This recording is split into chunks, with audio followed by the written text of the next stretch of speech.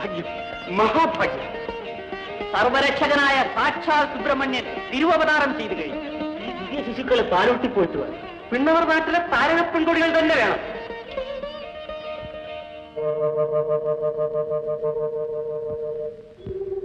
കൃത്യകളെ, മറ്റാർക്കും ലഭിക്കാത്ത മഹാഭാഗ്യം നിങ്ങൾക്ക് കൈവന്നിരിക്കുന്നു. സമസ്ത ലോകങ്ങളുടെയും പുണ്യപരിഭാഗമായി പറഞ്ഞ ശിവകുമാരനെ പാലൂട്ടുവാൻ പോവിൻ.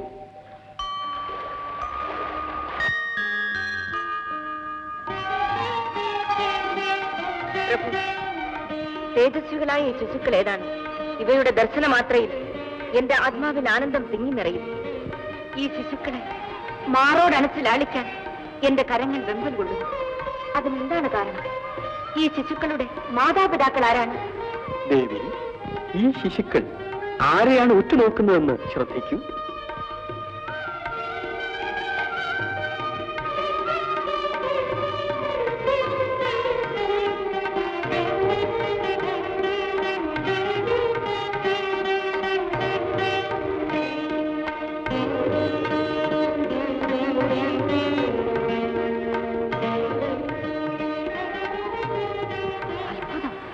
അവ നമ്മെ രണ്ടുപേരെയും മാറി മാറി നോക്കുകയാണല്ലോ.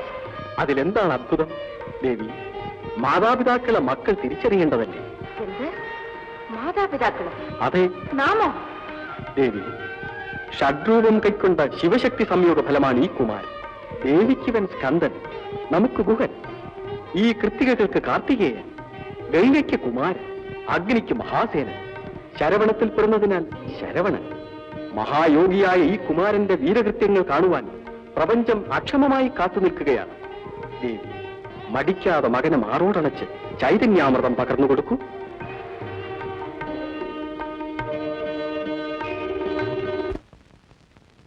എല്ലാം ശിവമയം, ശിവശക്തിമയം, കല്ലും കളഭവും കാഞ്ചനവും. എല്ലാം ശിവമയം, ശിവശക്തിമയം, അല്ലും എല്ലാം ശിവമയം, ശിവശക്തിമയം, കല്ലും കളഭവും കാഞ്ചനവും. എല്ലാം ശിവമയം.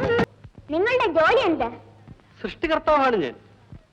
ഓഹോ, നിങ്ങളാണല്ലേ സകലരെയും സൃഷ്ടിക്കുന്നത്. കുമാര, പ്രപഞ്ചം മുഴുവൻ എന്റെ സൃഷ്ടിയാണ്. കഷ്ടം. കഷ്ടമോ? നിങ്ങൾ സൃഷ്ടിച്ച പ്രപഞ്ചം കണ്ടാൽ ആർക്കാണ് കഷ്ടം തോന്നാത്തത്? പരമേശ്വരൻ പോലും നമ്മ പരിഹസിച്ചിട്ടില്ല കുമാര.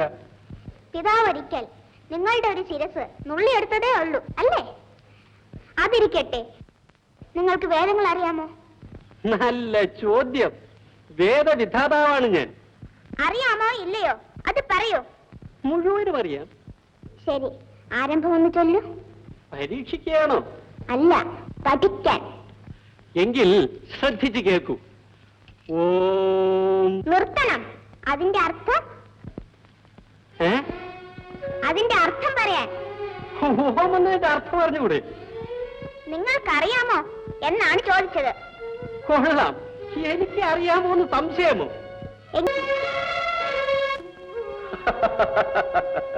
ചിരിക്കേണ്ട കാര്യമാണോ ഇത്? പിന്നല്ലാതെ. പാവം ബ്രഹ്മാവ്. ബ്രഹ്മദേവൻ കോപിച്ച് കുമാരനെ ശപിച്ചാലോ? കുമാരനെ ശപിക്കുകയോ?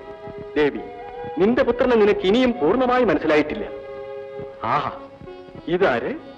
വൈകുണ്ഠപതിയുടെ വരവ് കൊണ്ട് ഈ കൈലാസം കൂടുതൽ പവിത്രമായി. ഈ അപൂർവ ദർശനത്തിനിടയാക്കിയ കാരണം എന്തായാലും നമുക്കതിനോട് നന്ദിയുണ്ട്.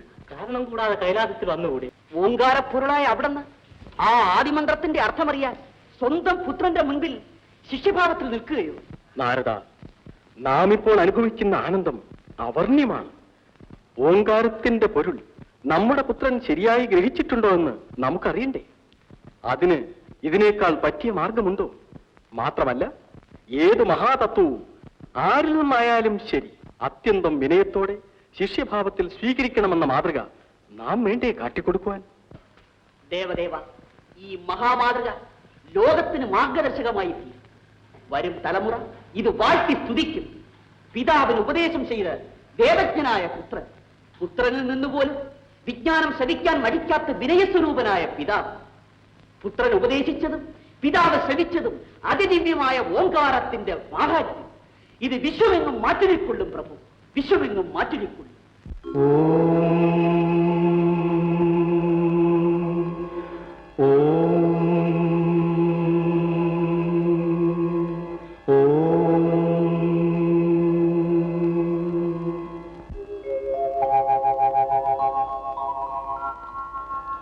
ഓംകാരം ഓംകാരം ആദിമമന്ത്രം അനശ്വരമന്ത്രം നാദബ്രഹ്മബീജാക്ഷരമന്ത്രം.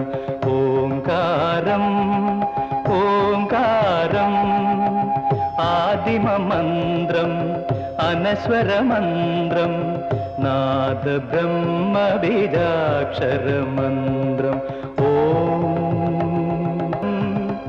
ഓംകാരം ആദിമമന്ത്രം അനശ്വരമന്ത്രം നാദബ്രഹ്മബീജാക്ഷരമന്ത്രം.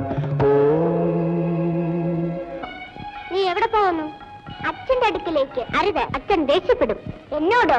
എന്നെ അച്ഛൻ ഒരിക്കലും ദേഷ്യപ്പെടുകയില്ല. അത്രയ്ക്ക് ഇഷ്ടമാ. മൂത്ത മകൻ ഞാനല്ലേ, അപ്പോൾ എന്നോടല്ലേ കൂടുതൽ ഇഷ്ടമുണ്ടാവുക? ആഹാ, ആര് പറഞ്ഞു? ഇളയ മകനോടാ അച്ഛനും അമ്മയ്ക്കും കൂടുതൽ ഇഷ്ടം. അല്ല കുമാര, വെറുതെ തർക്കിക്കണ്ട. തർക്കിക്കാൻ ഒന്നുമില്ല. അച്ഛനും അമ്മയ്ക്കും എന്നോട് തന്നെയാ കൂടുതൽ ഇഷ്ടം. സംശയമുണ്ടെങ്കിൽ പോയി ചോദിക്കാം. എനിക്ക് യാതൊരു സംശയവുമില്ല. കുമാരൻ വേണമെങ്കിൽ പോയി ചോദിച്ചോളൂ. എനിക്ക് ചോദിക്കാം.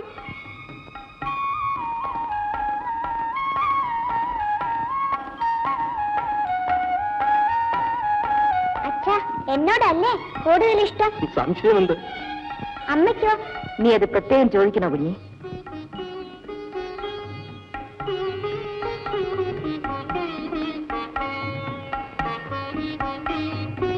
ഇപ്പോൾ ബോധ്യമായോ?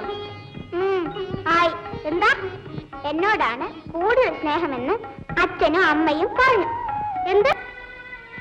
മകനെ, മഹാജ്ഞാനിയായ നീ ഇങ്ങനെ പറയാമോ? നിന്റെ മാതാപിതാക്കൾ ലോകം മുഴുവൻ നിറഞ്ഞിരിക്കുന്നുവെന്നല്ലേ ഗണപതി തെളിയിച്ചത്? അത് തെറ്റാണ്. ആ മഹാതത്വം അംഗീകരിക്കാൻ നോക്കൂ.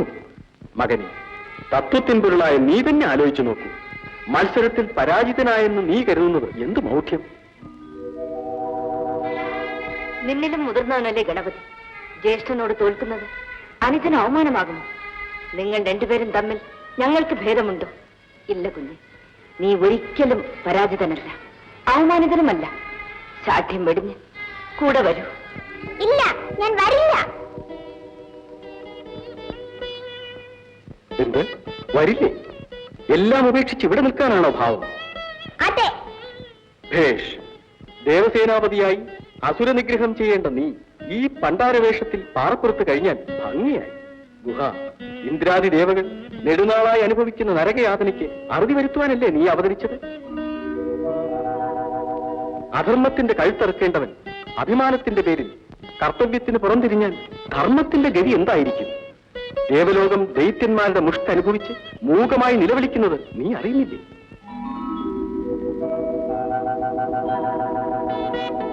അമരരക്ഷകനായ നീ ആയുധം ഉപേക്ഷിച്ച് ആണ്ടിയായി മാറുന്നത് എന്ത് വിഡ്ഢിത്തം! നീ ആരെന്നും നിന്റെ ധർമ്മം എന്തെന്നും ആലോചിക്കൂ. മഹായോഗിയായി നിന്നോട് അത് ഉപദേശിക്കേണ്ട കാര്യമുണ്ടോ? മൗഢ്യം മതിയാക്കി കൂടെ വരൂ. സ്വധർമ്മം അനുഷ്ഠിക്കാൻ തയ്യാറാകും. മടിക്കേണ്ട, വരൂ. നീ പോരാ, ഞാൻ പറഞ്ഞതാ ശരി. നീ വന്ന് തെറ്റ്, ആന തെറ്റ്. നമ്മളെന്താ വെറുതെ വഴക്കൊപ്പിക്കണം? ഇതാ എല്ലാവരും നവവും തെറ്റിരിക്കണല്ലോ. ചോദിച്ച് തക്കം തീർക്കാം. വാ.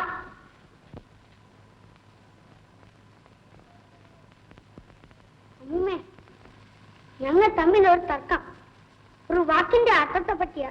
അതിന് ഞാൻ എന്ത് വേണം? അമ്മൂമ്മ ശരിയായ അർത്ഥം പറഞ്ഞു തരണം.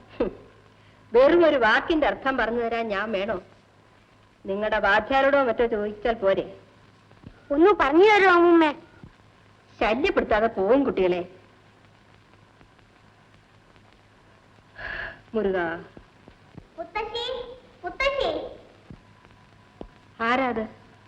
ഞാൻ തന്നെ. ആര്? എവിടെ ഇരിക്കുന്നു? മുകളിലേക്ക് നോക്കണം മുത്തശ്ശി, എങ്കിലും എന്നെ കാണും. നീ ആരപ്പാ? ഞാൻ തന്നെ. എന്നെ അറിഞ്ഞൂടെ? നീ അത്രയ്ക്ക് പ്രസിദ്ധനാണോ? ആകട്ടെ, എന്നെ വിളിച്ചതെന്തിന്? ഒന്നുമില്ല, കുറച്ച് പഴം വേണോ? ശരി, നിന്റെ ആഗ്രഹമല്ലേ, 5-6 താഴോട്ടിട്. ചുട്ട പഴം വേണോ, ചുടാത്ത പഴം വേണോ? മരത്തിലുള്ള പഴത്തിലും ചുട്ടതും ചുടാത്തതുമുണ്ടോ? അറിഞ്ഞൂടെ? ഏത് വേണം പറയൂ. ചുട്ട പഴം തന്നെ ഇട്, കാണട്ടെ. ശരി, ഇതാ.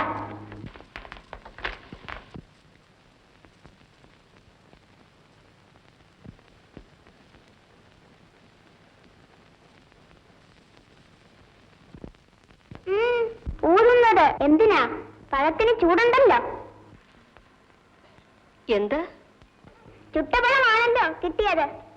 കുഞ്ഞേ,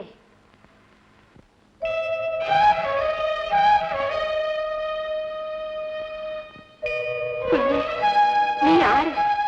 എല്ലാം അറിയാമെന്ന് അലങ്കരിച്ച എനിക്ക് ഒന്നും അറിയില്ലെന്ന് തെളിയിച്ച നീ ആര്? പറയൂ. എന്നെ മനസ്സിലായില്ലേ? സൂക്ഷിച്ചു നോക്കൂ.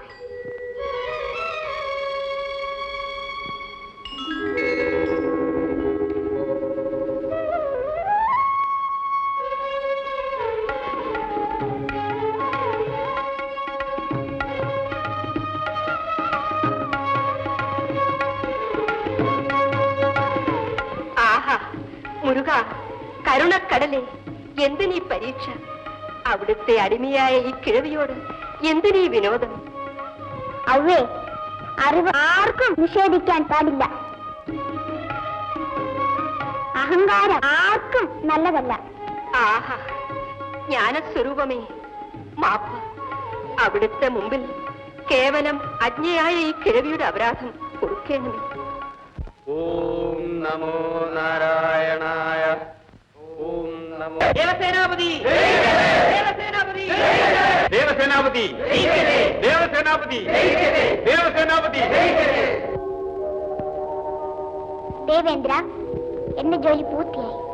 പ്രഭു, ദേവലോകം അവിടുത്തെ തൃക്കയ്യാൽ രക്ഷപ്പെട്ടു. ഈ സംഭവം ലോകാവസാനം വരെ വാഴ്ത്തപ്പെട്ടു. അതെ, ദണ്ഡപാണിയായ അങ്ങ് ജനകോടികളുടെ ആരാധനാമൂർത്തിയായി എന്നുമെന്നും വിളങ്ങും. ശക്തി സ്വരൂപമേ, അവിടത്തെ സ്മരണമാത്രയിൽ മൂഹൻ വാചാലനാകും, അശക്തൻ ശക്തനാകും, നിരാശൻ ആശാപൂർണനാകും. അവിടത്തെ അവതാരങ്ങൾ വർണ്ണിക്കുന്നത് കവികളും ഗായകരും പരസ്പരം മത്സരിക്കും. ഭക്തകോടികൾ അവിടത്തെ പുണ്യവിഗ്രഹം ഹൃദയക്ഷേത്രത്തിൽ പ്രതിഷ്ഠിച്ച് ഉപാസിക്കും. ശക്തിയുടെയും മുക്തിയുടെയും പ്രദായകനായി ദക്ഷിണാവർത്തത്തിലെ ജനകോടികൾ അങ്ങയെ പ്രകീർത്തിക്കും. അവിടുത്തെ ചൈതന്യം ഉൾക്കൊള്ളുന്ന പുണ്യക്ഷേത്രങ്ങൾ പുരുഷാന്തരങ്ങളുടെ ആരാധനാ കേന്ദ്രങ്ങളായി ആചന്ദ്രതാരം നിലനിൽക്കും. ശക്തിധര, ശരവണഭവ. ശരവണ പൊയ്കയിൽ അവതാരം ശ്രീ ശിവ പഞ്ചാക്ഷര തേജസാരം. മുരുക, ശ്രീ മുരുക, മുരുക, മൂലകിൽ നുനി ആധാരം. ശരവണ പൊയ്കയിൽ അവതാരം ശ്രീ ശിവ പഞ്ചാക്ഷര തേജസാരം. മുരുക, ശ്രീ മുരുക, മുരുക, മൂലകിൽ നുനി ആധാരം.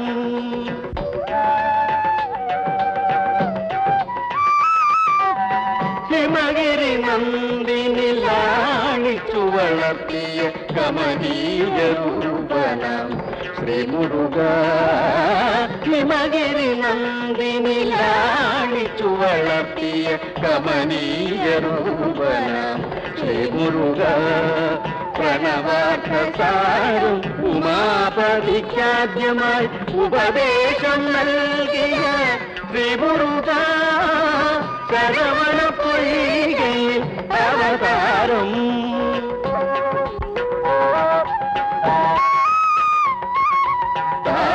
താരകവധത്തിനു തൃക്കൈയിൽ വേലുമായി ദേവസേനാധിപനായി.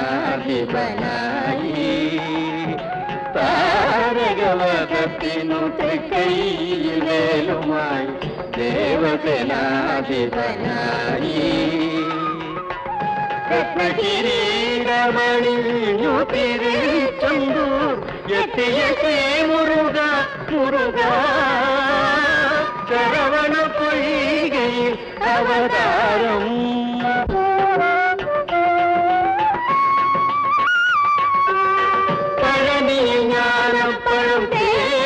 പോയി പണ്ട് പരമപദം കണ്ട ശ്രീമുരുക പഴനിയിൽ ഞാനപ്പഴും തേടിപ്പോയി പണ്ട് പരമപദം കണ്ട ശ്രീമുരുക തോരാത്ത കണ്ണീരിൻ കാവടിയും കൊണ്ട് ചേർന്നു നിന്ന ഞാൻ ശ്രീമുരുക ശരവണ പൊയ്കയിൽ അവതാരം